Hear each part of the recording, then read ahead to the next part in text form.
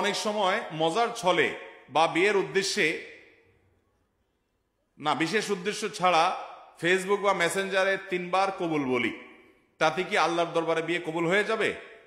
এতে কি কোনো গুনাহ আছে? পোলাপান বান্দরামি করার জিনিস খুঁজে পাও না? না, অনেক পোলাপান এগুলো করে। এমনকি এই যে নাটক সিনেমাতে অনেক সময় অভিনয়ের অংশ হিসাবে এগুলো করে না অভিনেতারা?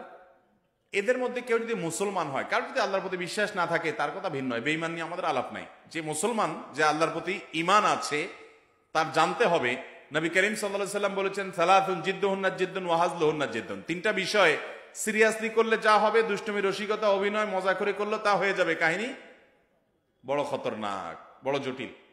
অতএব আপনি দোস্ত দুষ্টামি করে কোনো ক্লাসমেট মেয়েকে বললেন অন্য 2-3 দোস্তের সামনে যে আমি ওরে বিয়ে করলাম,